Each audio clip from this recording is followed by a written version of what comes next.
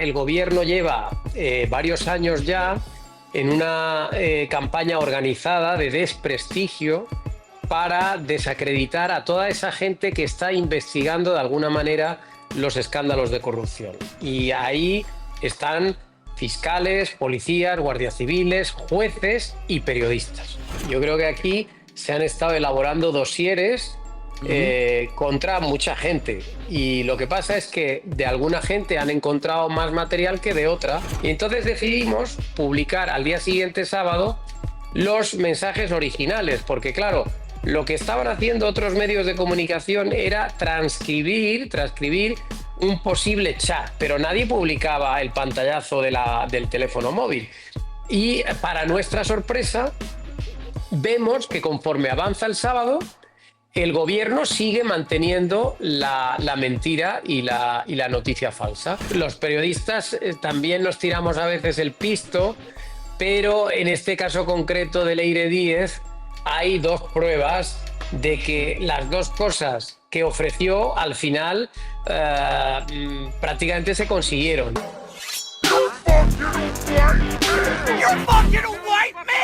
¿Qué tal, Álvaro? Gracias por venir, porque estos días te hemos estado viendo que has estado en... Bueno, en la tele te vemos prácticamente todos los días y ahora mismo estáis de bote en bote, me imagino, ¿no? Sí, la verdad es que estamos siendo muy solicitados por las radios y por las televisiones, y bueno, yo creo que es porque estamos haciendo bien nuestro trabajo, lógicamente.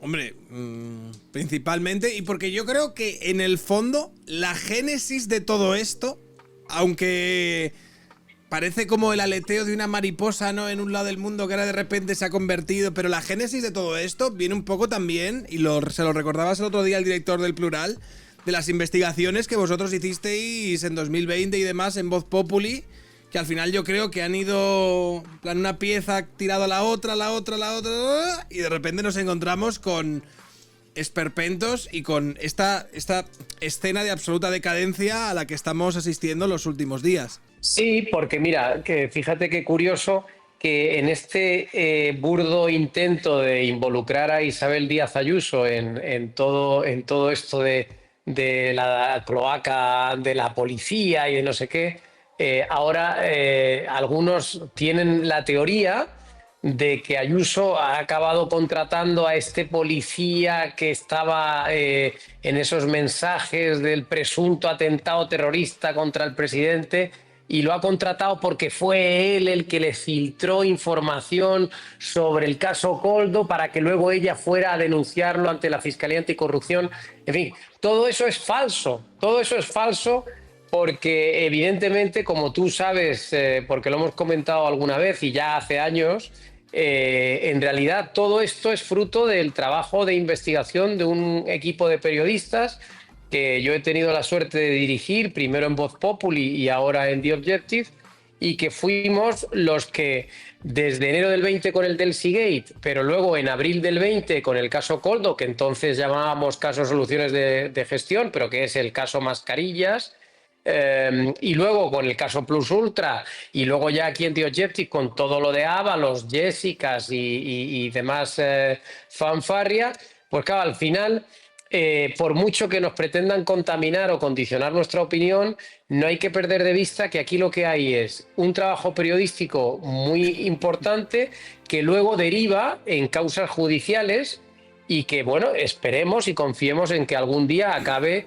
terminando con la condena de sus responsables, lógicamente. A mí me interesa esto que dices, porque justo esta semana, cuando han empezado a salir todas las informaciones que habéis publicado en El Confidencial y habéis publicado en The Objective, sobre todas las filtraciones que ha habido con la fontanera del PSOE, Leire Díez, pero conspirando contra tenientes de la UCO o fiscales anticorrupción y demás, a partir de ahí ellos intentan elevar una narrativa o sacar un relato a partir del cual la UCO, ¿no?, estaría compuesta por seres despreciables como el tal Bonilla, que no paraban de sacar, y que ese señor estaría conspirando contra Pedro Sánchez hasta el punto ya de que se liaron tanto la manta en la cabeza que se inventaron la noticia de que estaba planeando un magnicidio y toda esta historia. Pero a mí me parece, y yo creo que estás de acuerdo, que esta información sale para intentar opacar el hecho de que se les estaba filtrando que sus fontaneras estaban conspirando contra los señores de la Guardia Civil. Sí, no, te iba a decir, estás en lo cierto y añadiría que en realidad el gobierno lleva varios años ya en una campaña organizada de desprestigio para desacreditar a toda esa gente que está investigando de alguna manera los escándalos de corrupción. Y ahí están fiscales, policías, guardias civiles, jueces y periodistas. Y por eso en los últimos años hemos visto campañas de verdad organizadas, además apoyándose sistemáticamente en un gran elenco, en un ejército muy fiel de periodistas y de medios de comunicación amigos que se han encargado de masacrar literalmente, pues eso, a los periodistas incómodos, a los medios de comunicación que estábamos publicando las informaciones, a los jueces que las estaban investigando y a los guardias civiles que también estaban en el ajo de todo eso. Y entonces, efectivamente, como tú muy bien has dicho, una vez que el lunes pasado tanto el Confidencial como The Objective empezamos a desvelar los audios de esta reunión en la que la emisaria esta del PSOE, Leire Díez, se ve con claridad cómo está intentando ofrecer beneficios a gente para obtener información que pueda destruir a la Guardia Civil, pues claro, yo creo que el gobierno pierde por completo el control de la situación porque, claro, el audio es una prueba demasiado potente. Habíamos escrito muchas veces y meses atrás de esta campaña de desprestigio organizada por parte del Partido Socialista y del gobierno.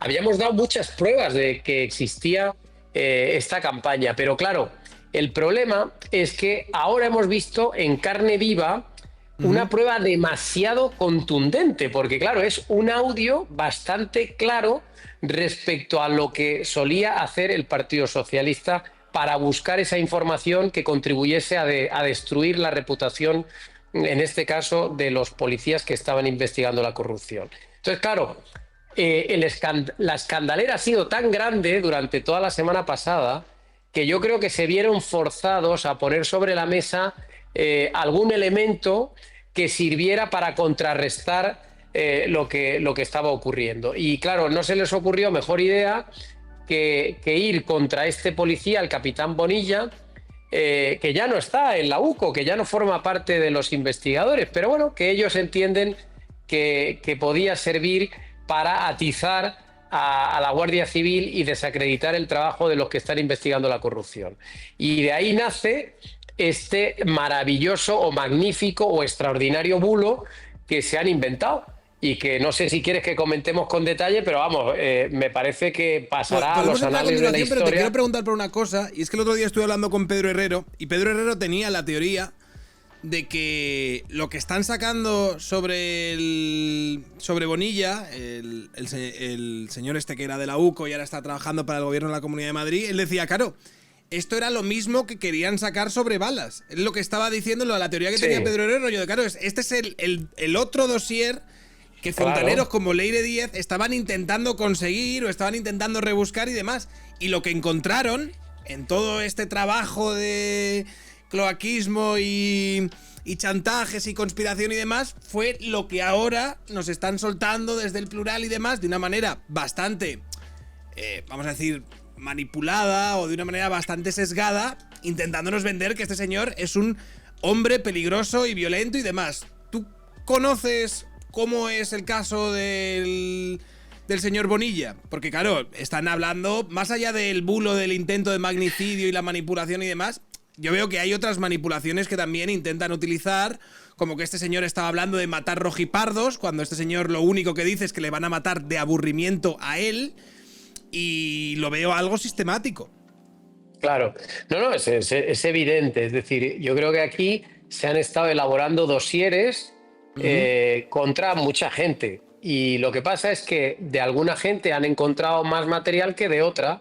Y en mi caso concreto os recuerdo que a nosotros nos han investigado muchísimo, tanto a mí como a otra gente que trabajamos en The Objective, y por ejemplo en mi caso lo único que han podido sacar es un WhatsApp con Ábalos de hace tropecientos años para intentar desacreditarme con la idea de que yo resulta que me estoy vengando de Ábalos por no sé qué historia, ¿no? Entonces, esto es lo mismo, han investigado durante años a este Bonilla y han conseguido ahí un poquito de munición y la han adobado convenientemente para trasladar la idea contraria a la real, ¿no? A mí, vamos a ver, si podemos ir un poco más al origen de dónde nace todo esto. Yo creo que hay que ponerse en paiporta. Fíjate lo que te estoy diciendo.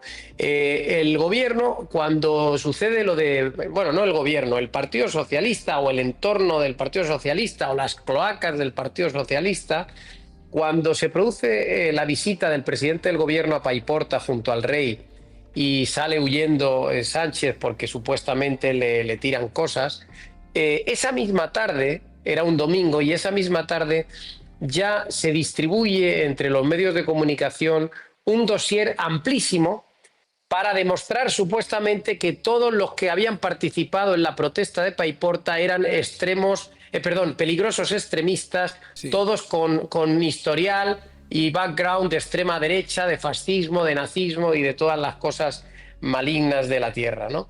Era un dossier que yo recibí también en su momento y que venía con todo tipo de detalles, de fotos, nombres, cargos, currículums de cada uno de ellos, ¿no? Todo eso era mentira, todo eso era mentira y por supuesto algunos medios de comunicación no nos prestamos a eso y por supuesto que no lo reprodujimos, pero hubo otros periódicos y otros medios de comunicación que enseguida utilizaron ese dossier para hacerse eco y para denunciar que allí había habido una maniobra de la extrema derecha y tal. Todo eso era mentira porque, entre otras cosas, la gente que había ido a protestar a Paiporta eran los propios vecinos de Paiporta. Pues ahora ha pasado algo parecido, es decir, el gobierno, el PSOE, las cloacas, el entorno, lo que quieras, han elaborado un dossier contra Bonilla y se lo han intentado colocar a algunos medios de comunicación amigos. ¿Y qué ha pasado? Pues que algunos se lo han tragado. Y se lo han tragado sin contrastar la información, sin preocuparse en saber si eso era verdad o mentira. Y claro, yo creo que aquí lo que ha habido es una burda manipulación, no solo de la bomba Lapa, como tú muy bien dices, sino de otras muchas cosas. Por ejemplo, se ha puesto también mucho énfasis en que en uno de esos chats Bonilla dice alto y bala. Y hombre, no está hablando de Pedro Sánchez, está hablando de Josu Ternera, ¿no? Está hablando de Josu Ternera. Entonces, claro, y luego yo creo que hay un tema de fondo que me interesa mucho que comentemos, porque supongo que estarás tú muy de acuerdo, y es que hay que saber contextualizar. La gente dice, no, es que este Bonilla tiene unas opiniones. Bueno, vamos a ver, te pueden gustar más o menos las opiniones de Bonilla, pero estamos hablando de un chat particular entre Bonilla y uno de sus confidentes. Entonces, para empezar, esos son conversaciones privadas y por tanto faltaría más que tú en una conversación privada no puedas poner verde al gobierno, a Ayuso o a quien quieras. Sí, estaba el otro día muy indignado el director del Plural discutiendo contigo porque le llamaba mamón. Decía, pero Álvaro, claro, le llama mamón, Álvaro, mamón. Sí, y que le llama felón y no sé qué, tal, y qué más da. O sea, te quiero decir, podemos compartir o no las opiniones, sí, pero joder, si ya no vamos a poder escribir en WhatsApp lo que nos dé la gana con quien nos dé la gana, apaga y vámonos. Entonces, y luego hay la teoría que tienen algunos expertos con los que hemos hablado, de que cuando uno habla con un confidente, normalmente lo que trata para ganarse su confianza es de darle bolilla. Entonces, si tú sabes que tu confidente pues cojea más bien de la derecha, pues entonces le cargan las tintas contra Sánchez para ver si te ganas su confianza y te cuenta más cosas y no sé qué. Entonces, claro, todo eso hay que tenerlo en cuenta. ¿El chat es interesante? Pues mira, nosotros el chat lo tenemos entre estos dos desde hace meses, porque nosotros pues somos muy buenos investigando y consiguiendo información, y nosotros en marzo, creo que fue en concreto como a mediados de marzo, ya hicimos una noticia con parte de este chat. ¿Por qué? Porque el confidente le estaba contando al guardia civil que se trincaba en el gobierno, literalmente trincaba. Y se hablaba en concreto de Koldo y se hablaba de alguien más importante que Koldo del Ministerio de Transportes, o sea, en fin, Ábalos. Entonces, eso nos pareció noticioso, ¿no? Que un confidente le diga a un guardia civil que se estaba trincando en el Ministerio de Transportes y ya se lo decía en abril del 21, el chat es de abril del 21, antes de que Ábalos saliera del gobierno, pues a nosotros nos pareció relevante para contarlo ahora en una noticia. Pero todo lo demás que había ahí, todos los demás 6.000 mensajes que hay, pues no tienen ningún interés porque son puras opiniones políticas y sí, que te pueden parecer muy violentas o todo lo que tú quieras, pero joder, no deja de ser la conversación que cualquiera podría tener en un bar con un amigo. Claro, y esto ahora mismo lo han activado, lo tenían desde hace tiempo, pero lo han activado ahora que justo estaba saliendo la información que estabais sacando vosotros con el Confidencial. Eso es. Entonces, el jueves a última hora, el jueves a eso de las 8:30, empieza ya a difundirse este chat manipulado, estos mensajes manipulados porque habían omitido, digamos, 3 o 4 frases clave que alteraban el sentido de la conversación por completo y que hacían parecer como que el Guardia Civil quería ponerle una bomba lapa al presidente del gobierno, incluso mandarle un sicario venezolano porque estaba harto ya del sanchismo y del gobierno, cuando en realidad era todo lo contrario, ¿no? Que estaban hablando de la posibilidad de que a ese propio Guardia Civil alguien le pusiera una bomba lapa o le mandara un sicario por estar investigando la corrupción. Entonces, el jueves por la noche se empieza a difundir la teoría esta del intento de magnicidio. El viernes es cuando se monta la marimorena, porque el viernes ya despierta España con un montón de titulares en todos los medios afines a Sánchez y en alguna televisión en donde se habla de esto de la bomba lapa, Inchaurrondo incluida, por supuesto, y ahí empieza la bola a crecer durante el viernes porque es el propio gobierno, casi todos los ministros del gobierno, que se hacen eco de esta noticia y ponen el grito en el cielo. Entonces, claro, nosotros vemos el viernes cómo se dispara la noticia y nosotros ya el jueves habíamos detectado que aquí había algo raro. Ya teníamos el jueves la mosca detrás de la oreja porque ya tanto Ketty como Teresa, que eran las que habían hecho la noticia del chat, ya me dijeron, Álvaro, están manipulando los mensajes, esto no lo recordamos como lo están publicando y tal. Y el viernes, cuando vemos que se infla la bola, ya nos podremos a examinar con un poquito más de detenimiento todos los mensajes y encontramos que efectivamente pues los que se está publicando no tienen nada que ver con lo verdadero, ¿no? Y entonces decidimos publicar al día siguiente, sábado, los mensajes originales, porque claro, lo que estaban haciendo otros medios de comunicación era transcribir un posible chat, pero nadie publicaba el pantallazo del teléfono móvil. Entonces nosotros lo que hicimos fue publicar directamente los pantallazos originales de la conversación.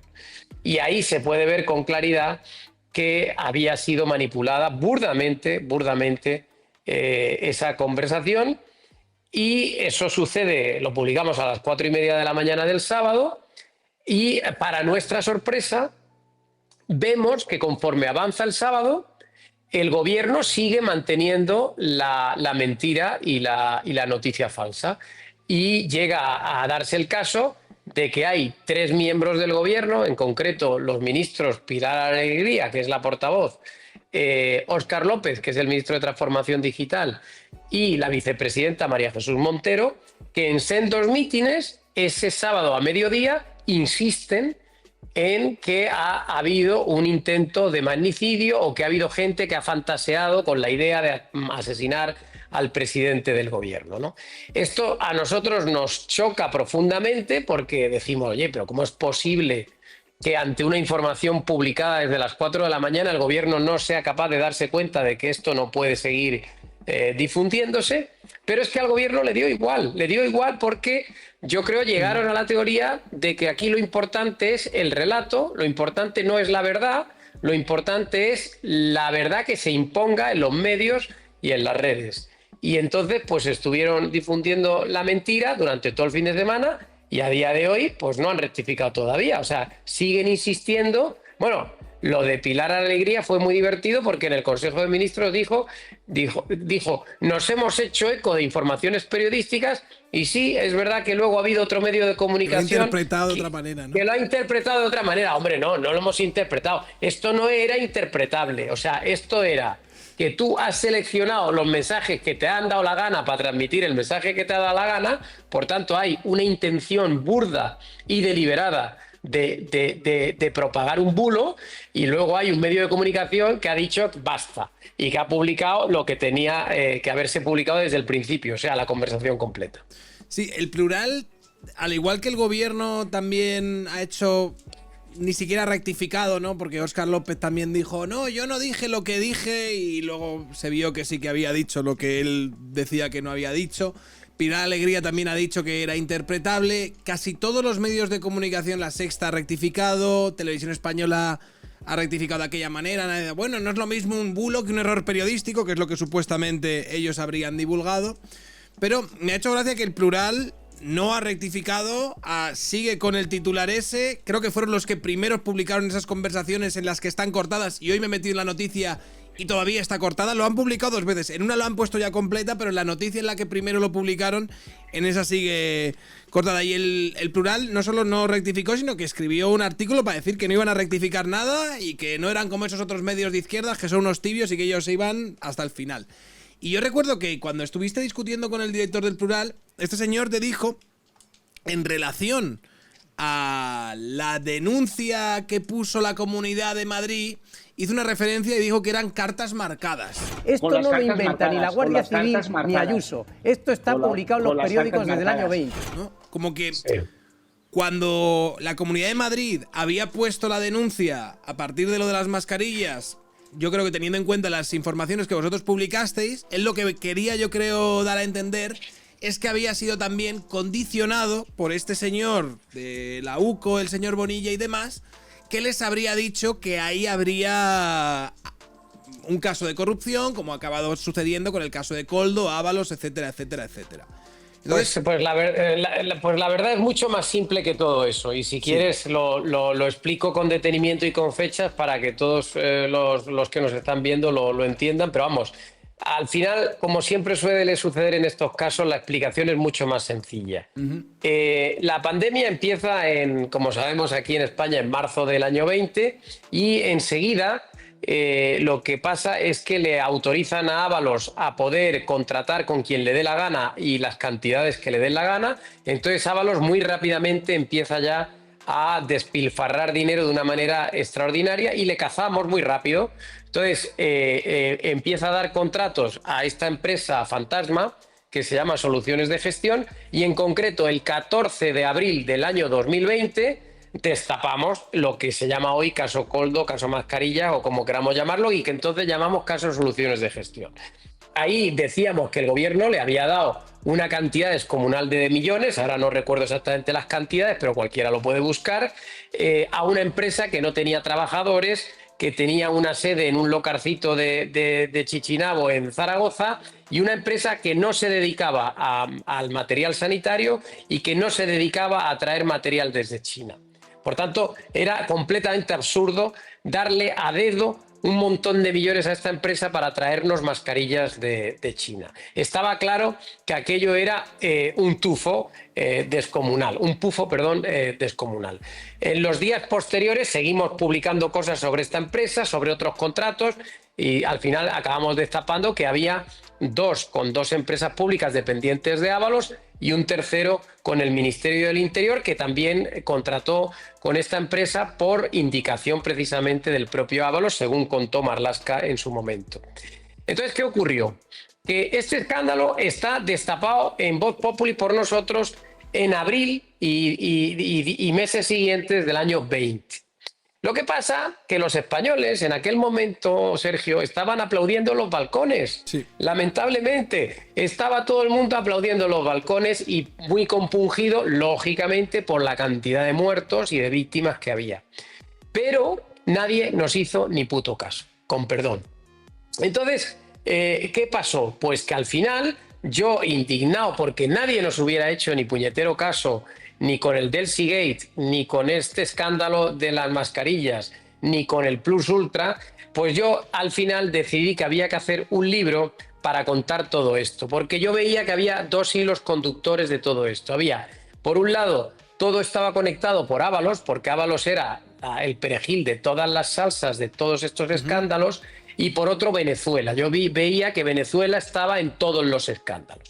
Y entonces, claro, yo monté un libro que se llama Conexión Caracas-Moncloa, del que tú y yo hemos hablado muchas veces, y lo publiqué, lo escribí en el año 21 y lo publiqué en febrero del 22. Pequeño apunte, entonces, a la hora de hacer este libro, ¿ofreciste a gente tratos con la fiscalía o con la abogacía del Estado?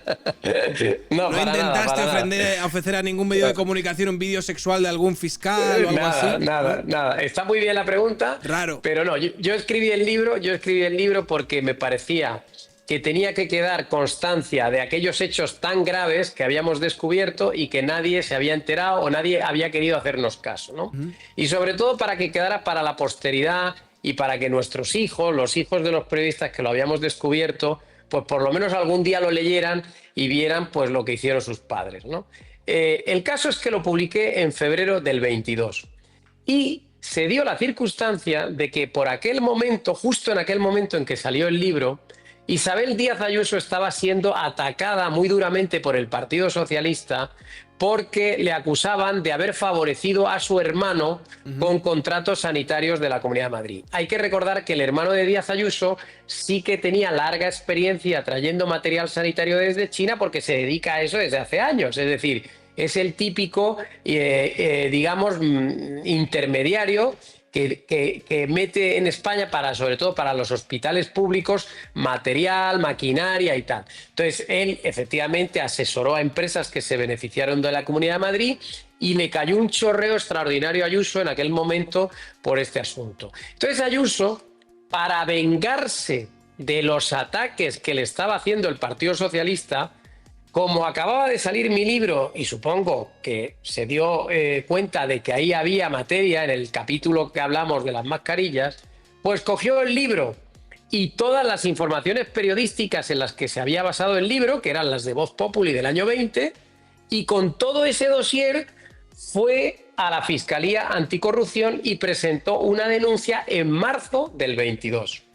Y esa denuncia de marzo del 22 es lo que deriva primero en una investigación de la Fiscalía y luego acaba judicializándose porque acaban deteniendo a comienzos del año 24 a Aldama, a Koldo y a toda esta tropa. Y esto es lo que ha acabado llevando a Ábalos al Tribunal Supremo.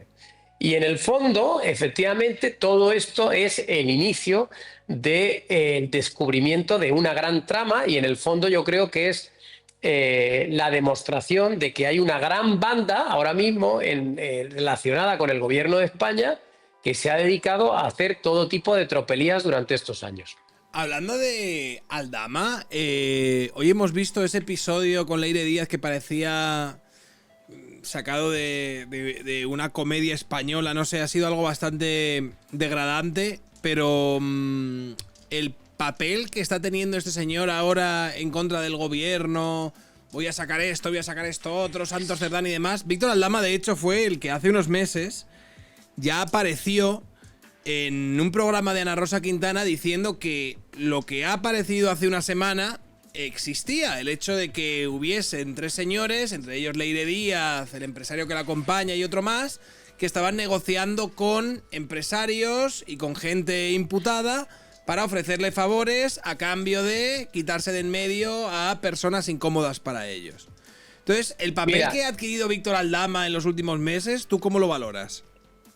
Mira, a ver, yo tengo opiniones muy encontradas sobre Víctor de Aldama, ¿vale? Sí. Primero, efectivamente, yo creo que este señor ha estado metido hasta la cocina en muchos asuntos. Esto es indudable, ¿vale? Lo que pasa es que yo creo que tiene un gran afán de protagonismo, como hoy mismo hemos podido comprobar. Es decir, él ha visto cómo en los últimos días le quitaba protagonismo mediático Leire Díaz y lo que ha hecho es ir a romper, a reventar la comparecencia de Leire Díez para él ser el protagonista. O sea, yo creo que aquí hay unos celos, yo creo que hay una especie de celos, porque estamos hablando de dos personas que yo creo que habría que analizarlas desde el punto de vista psicológico, ¿no? Porque en el caso de Aldama, si uno quiere tirar de la manta, pues tira y punto. No está aquí haciendo un show en un hotel para reventarle el acto a otra tía, ¿no? No, pero o sea, yo creo que él había hablado, o sea, el primero que habló directamente de los tres nombres que han aparecido en los audios. Déjame que te voy a explicar eso. Es que tampoco es verdad eso. Vamos a ver. Vale. Ese vídeo que tú has visto de Ana Rosa, que es cierto, sí, pero es un vídeo en donde él dice algo que no es exactamente así. Él dice que están ofreciendo pactos a empresarios y no sé qué y tal, y a cambio de implicarle a él. Él en el vídeo de Ana Rosa dice, no, es para perjudicarme a mí, porque quieren matarme y no sé qué, no sé cuánto. Bien, dos cosas. Uno, eso lo dice Víctor de Aldama en Telecinco después de que lo hayamos publicado nosotros en The Objective el 20 de enero. Nosotros el 20 de enero dimos una noticia que la puedes buscar también, en donde decíamos que estaba el PSOE ofreciendo tratos a empresarios involucrados en la trama de los hidrocarburos, y en el subtítulo de la noticia, se puede buscar y se puede ver, decíamos que el objetivo del PSOE era desacreditar el trabajo de la UCO e implicar en la trama a Isabel Díaz Ayuso. Esto está publicado en mi periódico el 20 de enero. Es decir, que perfectamente Aldama también lo pudo haber leído, y cuando pero fue... vosotros dabais los tres nombres. Bueno, los nombres, pues a lo mejor él se los pudo imaginar. Nosotros no dábamos creo que nos dábamos los nombres en concreto, aunque cualquier conocedor de toda esta trama de los hidrocarburos sabe que estos nombres están en el ajo, porque hay que recordar que Aldama formaba parte de la trama de los hidrocarburos y conoce a los personajes que están implicados, al Hamlin y a todos estos. Es decir, que era hasta cierto punto lógico. Y luego el segundo dato que te doy es que una vez que hemos conocido el audio de Leire Díez y de Dubái y de todo esto, se puede ver cómo en realidad de Aldama no se habla en la conversación. Y la única mención que hay a Aldama en los 53 minutos es cuando el empresario que está en Dubái dice, no, hombre, no, a mí no me comparéis con Aldama, si Aldama es un tuercebotas. No sé qué expresión usa, pero le denigra bastante. Es decir, que a pesar de que Aldama había dicho que en realidad todo esto se montaba para matarle a él y para perjudicarle y no sé qué, todo falso. Es que lo que pasa es que él quiere ser el muerto en el entierro, la novia en la boda y el niño en el bautizo. Entonces, o sea, yo creo que tiene un desmesurado afán de protagonismo. No niego que algunas de las cosas que ha dicho son verdad, y algunas de las cosas que se han publicado tampoco niego que las ha filtrado él. Seguramente él tenga todavía mucho material, pero yo creo que a Aldama lo que hay que pedirle es que haga menos shows y se dedique, oye, si quiere colaborar con la justicia, pues que vaya y entregue lo que tenga que entregar. Pero que no esté en esta competición mediática que en realidad ensucia todo, embarra todo, y al final la gente en su casa lo ve y claro, ya no sabe qué creerse ni qué pensar, porque claro, en realidad si tú ves hoy el show parece que es Aldama que es de derechas y se está metiendo con Leire que es de izquierdas, del PSOE, de no sé qué, y en realidad son dos personajes de lo mismo, son el submundo de la política. Ellos son, mira, hoy estaba con Juan Soto en Antena 3 y Juan ha hecho una metáfora que yo creo que es muy oportuna. Dice, oye, es que estos dos forman parte del submundo que hay, que normalmente no lo vemos, y de repente es como si se hubiera levantado toda la calle y ahora estemos viendo las tuberías que hay por debajo, ¿no? Tenemos la calle levantada y estamos viendo toda la porquería que hay debajo del asfalto, y eso normalmente en una democracia no se suele ver. Y eso es lo que está pasando ahora, que estamos descubriendo a unos personajes súper chungos, pero que normalmente, claro, no aparecen en los medios de comunicación. Y esto es ahora mismo la situación en la que estamos, que el gobierno ha perdido, por supuesto, el control de la situación, y esto es ahora mismo un disparate tras otro que no sé cómo va a acabar, porque claro, aquí ahora mismo el gobierno tiene que pactar con todos los protagonistas si no quiere que siga sacando uno y otro información comprometedora. Entonces, claro, el gobierno tiene que preocuparse de que Ábalos no siga filtrando mensajes, tiene que preocuparse de que Aldama tampoco filtre cosas, ahora tiene a Leire Díez, que también no la puede cabrear, porque como la cabreen, pues también tira de la manta. O sea, claro, se le acumulan los problemas al gobierno y la situación yo creo que está siendo explosiva, ¿no? Yo estoy de acuerdo, pero vosotros publicasteis una información de que habían tiroteado el coche de Aldama y no es que necesariamente tenga una vinculación, pero creo que El Mundo publicó una información también donde Leire Díez decía que a este señor que no podía seguir soltando de la manta o que había que hacer lo que fuese para hacer que este señor dejase de soltar información. Es decir, no me parece tan descabellado teniendo en cuenta que el objetivo de Leire Díez era acabar o intentar terminar con aquellas personas que fuesen incómodos para el gobierno, siendo Víctor Aldama una persona que claramente se ha convertido en un vector incómodo para el gobierno, que en algún momento estas conspiraciones y demás también apuntasen contra el señor en cuestión. Pero es cierto que el numerito que ha montado hoy ha sido bastante... Claro, surrealista. Pero una precisión también respecto a lo que estás comentando, porque yo creo que los tiempos son importantes, ¿no? Es verdad que nosotros publicamos hace meses unas fotografías con los impactos de bala en la ventanilla del conductor de uno de sus vehículos, de Víctor de Aldama. Por cierto, cuando publicamos aquello, bueno, nos cayeron de nuevo chuzos de punta, nos acusaron de bulo, de no sé qué, o sea, y al final, al cabo de los meses, pues el propio Víctor de Aldama ha tenido que reconocerlo, ¿no? Pero eso se produjo antes de esa reunión en la que Leire habla con, creo que es con, no sé si es con Koldo o con quién, para decirle que a Aldama no hay que dejarle seguir hablando, ¿no? Es decir, que los tiros no son con posterioridad a esa reunión, sino que los tiros son antes de esa reunión. Yo creo que es interesante saber qué es antes, porque a lo mejor esos tiros no los ha pegado el Partido Socialista, ¿sabes? O sea, puede ser alguna otra persona.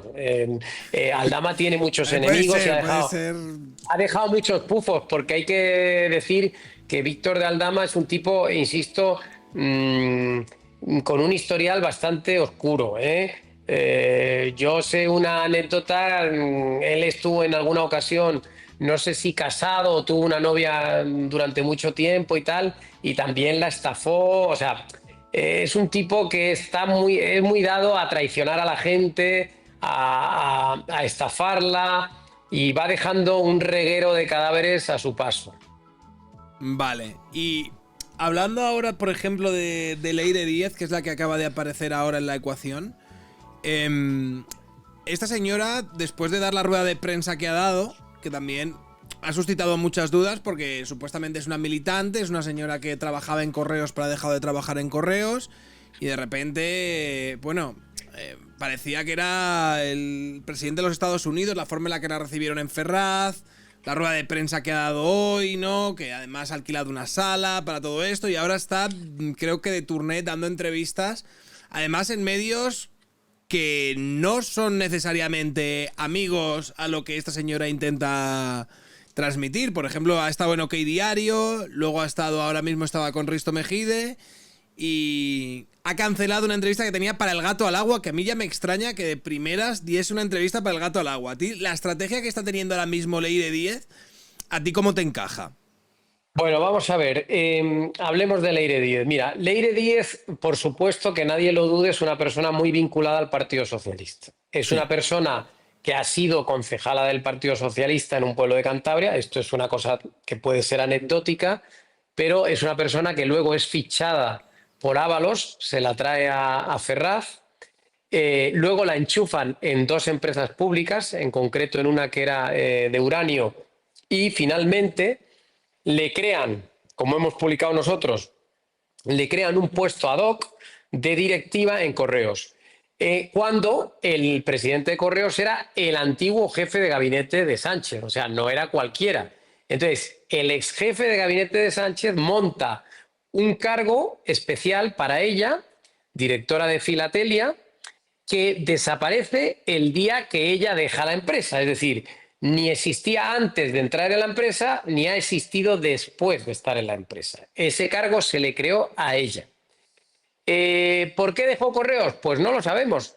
El caso es que ella sale de Correos cuando sale de Correos su jefe, el que era ex jefe de gabinete de Sánchez, y desde entonces no sabemos a qué se ha dedicado, pero sí que sabemos que efectivamente está muy próxima a este empresario que se llama Pérez Dolcet, y es Pérez Dolcet, yo creo, el que bueno, le está manejando un poco la agenda mediática, ¿no? Entonces, Pérez Dolcet es un empresario que lleva muchos años manejándose entre los medios, tiene muchos amigos entre los medios, ha filtrado mucho a los medios, en concreto es el hombre que más ha filtrado sobre Villarejo y los audios de Villarejo, y lo que ha hecho Pérez Dolcet, yo creo, es llevarla a aquellos medios de comunicación con los que ahora tiene mejor relación, probablemente por eso esté con OK Diario.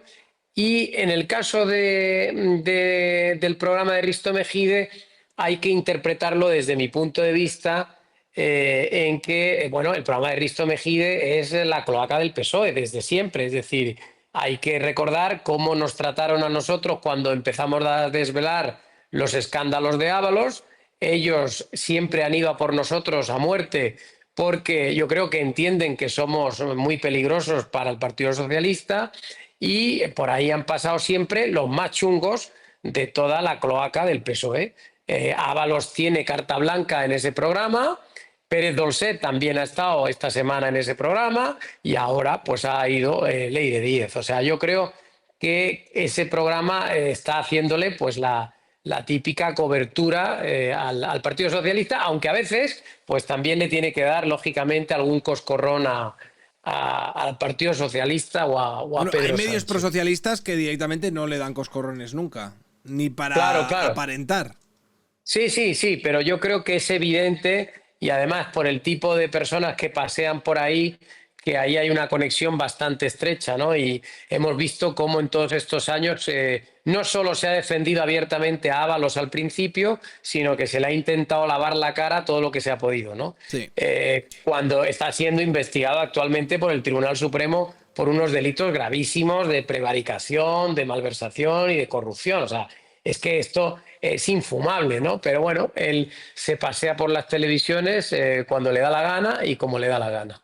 Y así van. Y la estrategia ahora mismo de Leire Díez ha sido decir que ella pues es una investigadora, que ella realmente pues lo que está haciendo es un libro que va a escribir y demás. ¿Y cómo valoras tú la versión que está dando con respecto a pues la reunión que tuvo ayer en Ferraz en la que ella renunció a su militancia, perdona?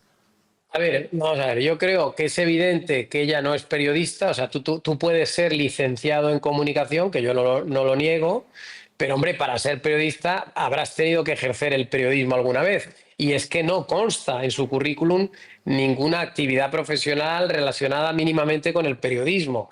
Esta mujer ha estado relacionada con el Partido Socialista toda su vida. Hemos visto la cantidad de fotos que tiene con todos los líderes del partido. Hemos visto esto que decía yo de las empresas públicas y encima hemos visto estos audios que hemos publicado de cómo en una reunión con abogados, con empresarios, llevaba la voz cantante y prometía cosas que normalmente un periodista, pues hombre, no promete en el curso de una investigación, ¿no? Si es periodística la investigación, no se te ocurre prometer beneficios judiciales y tratos con la fiscalía. Ella hoy en Risto ha dicho que es que eran... No, que ella estaba ahí tirándose faroles, ¿no? Que estaba hablando con este señor y de repente dijo, pues voy a tirarme este farol para ver si le consigo sacar más información. Sí, a lo mejor, sí, pero he dicho, a lo mejor es una herramienta que los periodistas de investigación utilizáis en algún momento. Bueno, los periodistas también nos tiramos a veces el pisto, pero en este caso concreto de Leire Díez hay dos pruebas de que las dos cosas que ofreció al final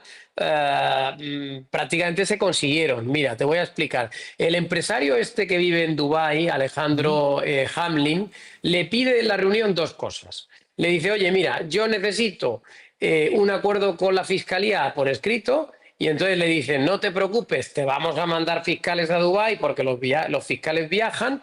Y entonces, según ha desvelado The Objective, han estado durante meses negociando la fiscalía y este empresario para llegar a un acuerdo. Lo que pasa es que el acuerdo se truncó una semana antes de difundirse los audios. Por tanto, es fácilmente interpretable o deducible que los audios se han filtrado cuando no se ha producido ese pacto con la fiscalía que se ha estado negociando durante meses. Y la segunda cosa que le pide el empresario a Leire Díez es que, por favor, le resuelva un problema que tiene con unos millones de euros que ha pagado, una deuda que tiene con la Hacienda Foral vasca. Y entonces Leire Díez le dice, oye, no te preocupes, que ya hablaremos nosotros con el PNV, y eso sí, y le dice literalmente, si has pagado dinero de más, no te preocupes, que se te devolverá. Bueno, pues fíjate qué casualidad que nosotros publicamos el mismo día que empezamos a sacar los audios, publicamos las pruebas por escrito de que este señor Hamlin, su empresa Jafesa, había recibido un trato de favor por parte de la Hacienda Vasca para aplazar la deuda y además un montón de años. Es decir, algo que normalmente no te permiten hacer o, por supuesto, a nadie de a pie le permiten hacer. Yo no estoy diciendo con esto que ese trato de favor con la Hacienda Vasca o que esas negociaciones con la Fiscalía sean consecuencia directa de la intervención de Leire Díez, porque no tengo las pruebas. Pero lo que sí que puedo asegurar es que las dos cosas que el empresario le pide a Leire Díez se acaban cumpliendo. Lo que pasa es que en el tema de la Fiscalía no desembocan en un acuerdo, sino que al final hay una ruptura en el último minuto. Muy interesante. Y una cosa ya para ir terminando, hay mucha gente que está hablando de cuál es el impacto que va a tener esto en el Partido Socialista. O sea, el otro día también decía Juan Sotibar, le escuchaba decir que ya uno no sabe qué más cosas pueden salir, qué más cosas pueden pasar para que se mueva algo. Yo recuerdo que Ketty Garat dio unas entrevistas hace relativamente, bueno, no hace relativamente poco, pero hace unos meses, donde hablaba de una serie de bombas de racimo que tendrían que acabar con el gobierno por fuerza mayor y demás, pero da la sensación de que cuantos más casos y cuanto más escándalos le saben al PSOE, más se agarran al poder. Entonces, ¿tú cómo valoras ya no solo el impacto que vaya a poder tener esto, sino la acumulación de escándalos que puedan seguir saliéndole al PSOE hasta el punto de que se puedan plantear unas elecciones anticipadas que decían que podían haber en julio, que yo creo que no se van a suceder, o que terminen su legislatura en 2027? A ver, yo creo que eso que has dicho de Ketty, que me lo comenta mucha gente, yo creo que Ketty, cuando dijo esas declaraciones, que yo creo que fueron antes de Navidad, es porque ella sabe muchas cosas, como las sé yo y como las sabemos algunos, sobre lo que existe, pero que todavía no tenemos confirmado para publicar, o la justicia todavía no tiene maduro. Y quizás ella pensó que iban a salir durante los siguientes meses, y al final todo va más lento, ¿no? Porque estamos viendo cómo, por ejemplo, los informes de la UCO pues están saliendo con cuentagotas, están tardando, digamos, en aparecer. Pero ten por seguro que aparecerán cosas graves, ¿eh? O sea, van a seguir saliendo porque la trama es bastante profunda, ¿eh? Y esto tiene unas dimensiones muy grandes, muy grandes. Lo que pasa es que la pregunta es, ¿lo que vaya a salir ahora va a acabar tumbando al gobierno? Pues yo sinceramente te digo que llegados a este momento no veo ninguna posibilidad de que acabe cayendo el gobierno por estos asuntos.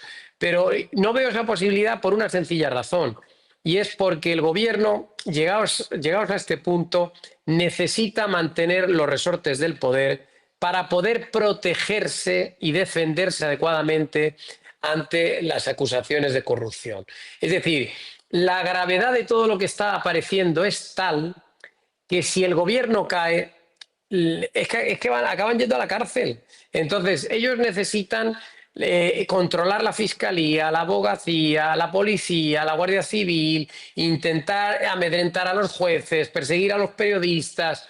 Ellos necesitan destruir a todos los que están investigando la corrupción para poder defenderse y para poder anular todas las causas judiciales, e incluso te diría, necesitan seguir en el poder para poder indultarse algún día, para poder recurrir ante el Constitucional algún día y que te den la razón. Es decir, la única manera que tienen ahora mismo de salir vivos de aquí es manteniendo el poder. Y por tanto, yo creo que no va a ser posible unas elecciones anticipadas. Sinceramente, yo no las contemplo, aunque evidentemente soy de la opinión de que esto en cualquier país ya hubiera derivado normalmente en unas elecciones. Pero es que, claro, en España estamos en una situación completamente excepcional.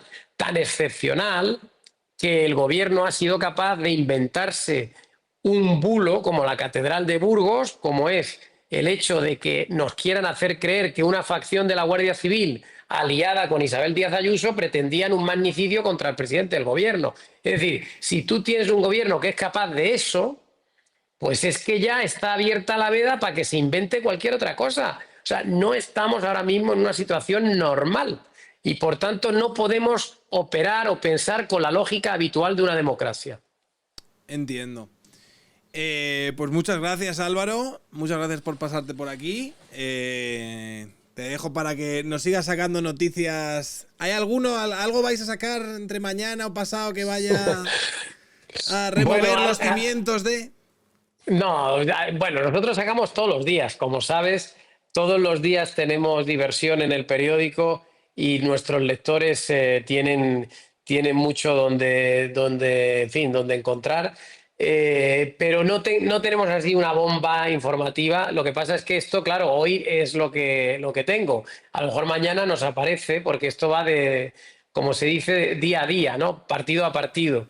Pero sí que es cierto, aprovecho para decir que estamos teniendo un enorme apoyo de la gente. El periódico está creciendo como no te puedes ni imaginar en número de lectores. Yo creo que la gente ha entendido ya definitivamente el gran servicio que estamos haciendo, no solo destapando la corrupción, sino desmontando bulos como el del otro día del intento de asesinato del presidente del gobierno. Y yo creo que estamos muy fuertes. Y eso tiene un riesgo, y es que como consecuencia de nuestra fortaleza, el gobierno nos teme aún más y, por supuesto, su interés en destruirnos es mayor. Así que tenemos que estar preparados para lo que pueda venir en los próximos meses, porque yo estoy seguro de que no se van a quedar quietos y hay que estar muy atentos, por ejemplo, Sergio, a todo lo que van a hacer legislativamente hablando contra la prensa y contra los medios de comunicación, porque saben que tienen que intentar amordazarnos como sea. Claro, ya no solo contra la prensa, sino también han salido noticias de que pretenden ya no solo quitarse de encima la UCO, sino que el trabajo que hace la UCO dependa de la Fiscalía, o que la instrucción de los jueces también dependa directamente de la Fiscalía, lo cual, al final, todas las causas que tiene ahora mismo el Partido Socialista quedarían automáticamente, se diluirían, porque los que tendrían el control sobre la investigación y la instrucción de esta serían ellos mismos. Efectivamente, han puesto encima de la mesa varias reformas. Las dos más importantes tienen que ver, uno, con quitar o eliminar o prohibir las acusaciones particulares, es decir, que no se pueda instruir una investigación solo con una acusación particular. Esto lo hacen porque, claro, como ellos controlan la Fiscalía y la Fiscalía no acusa en los casos de David Sánchez o en los casos de Begoña Gómez, entonces, si te ponen la norma de que no basta solo con una acusación particular, sino que tiene también que estar la Fiscalía personada, entonces automáticamente decaen un montón de casos de corrupción o de posible corrupción del Partido Socialista.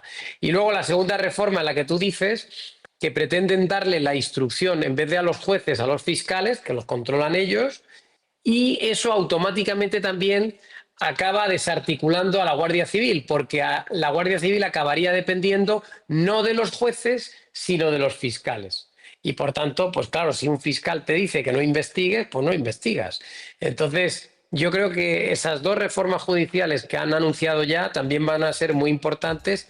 No sé si van a salir adelante, porque ellos no tienen mayoría parlamentaria sólida, pero bueno, viendo lo que hay ahora mismo, todo es posible, porque sus aliados estamos viendo cómo no están poniendo el grito en el cielo con la corrupción, no están especialmente escandalizados con lo que está pasando, y eso a pesar de que en el año 18 no tuvieron ningún rubor en plantear una moción de censura para cargarse a Rajoy por corrupción. pues yo creo que ahora mismo hay motivos mucho mayores para cargarse a Sánchez, pero de momento ninguno de sus aliados parece tener mucho interés en hacerlo. Pues solo quedan algunos resortes para defendernos de que estos señores terminen de parasitarlo todo, y sois medios como el tuyo y un puñado de jueces y la Unidad Central Operativa, que en estos días hemos visto cómo han intentado ya no solo cargarse, sino señalarla y imputarle cosas gravísimas. Así que a seguir trabajando, Álvaro. Seguiremos haciéndolo porque contamos, como te decía antes, con mucho apoyo. Yo cuando salgo a la calle es increíble el cariño que recibo de la gente, y hay mucha gente que nos apoya, que nos ayuda, muchos lectores que nos leen, así que ánimo para todos, vamos a seguir y que cada uno haga lo que pueda, cada uno en su lugar. Muchas gracias, Álvaro. Te mando un abrazo. Un abrazo muy fuerte y nos vemos. Adiós. Chao, chao. Venga, chao, chao.